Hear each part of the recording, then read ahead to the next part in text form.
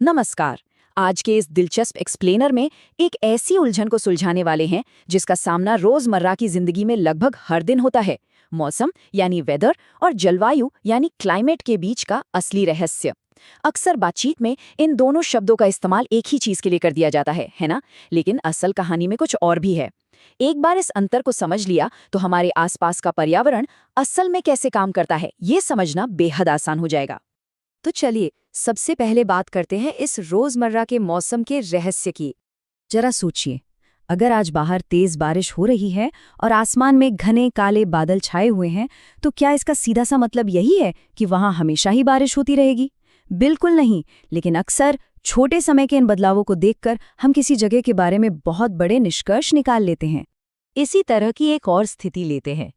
अगर आज बहुत कड़ाके की ठंड है और कई सारे गर्म कपड़े निकालने पड़ गए हैं, तो क्या ये मान लिया जाए कि वो जगह हमेशा ही ठंडी रहने वाली है?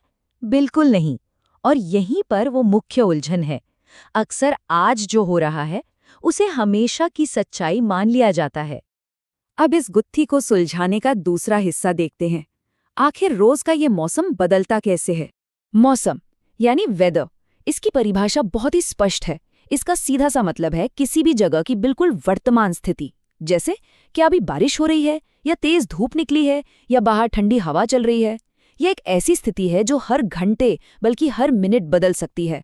सुबह की तेज कड़कती धूप दोपहर तक घने काले बादलों में बदल सकती है। यही मौसम है, तुरंत होने वाला और लगातार बदलने वाला। और ये सब इतनी तेजी से क्यों बदलता है? इसके पीछे 4 मुख्य खिलाड़ी हैं: हवा का दबाव, तापमान, नमी और बादल। हमारी पृथ्वी का वायुमंडल कोई शांत जगह नहीं है।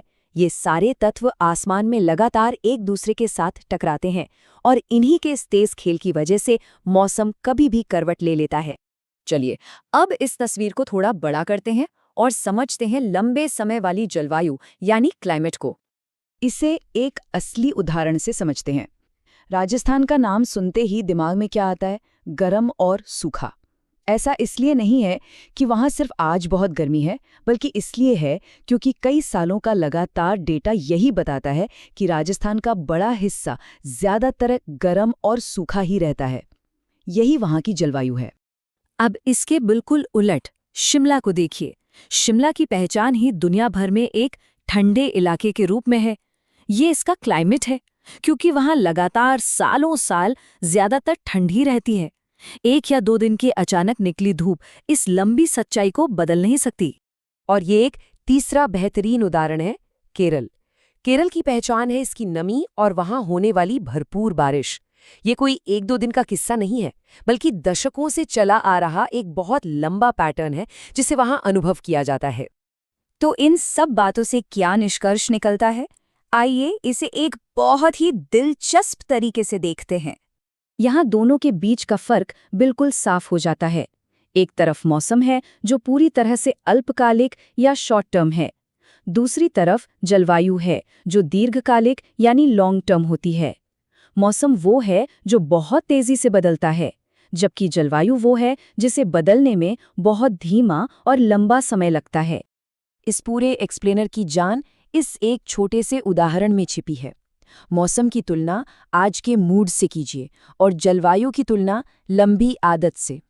जरा सोचिए, किसी इंसान का मूड सुबह बहुत खुश और शाम को थोड़ा उदास हो सकता है, ठीक मौसम की तरह।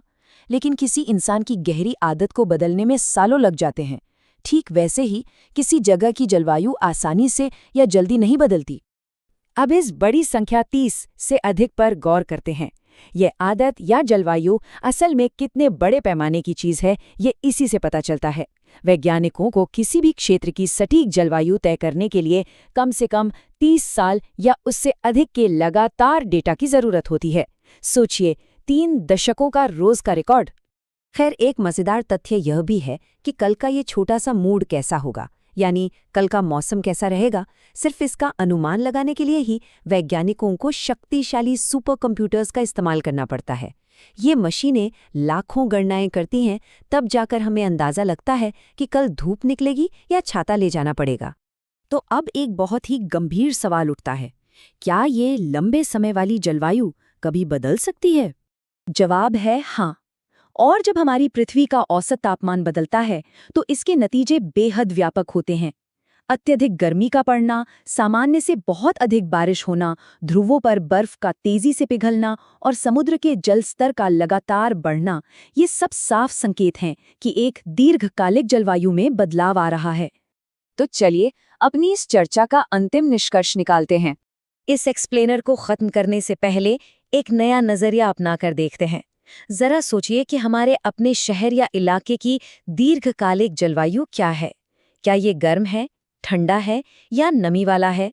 इस नई जानकारी का इस्तेमाल करके हम अपने आसपास के पर्यावरण को सिर्फ देखने के बजाय एक नए ढंग से समझ सकते हैं। इस चर्चा में शामिल होने और इस रहस्य को एक साथ सुलझाने के लिए बहुत बहुत धन्यवाद।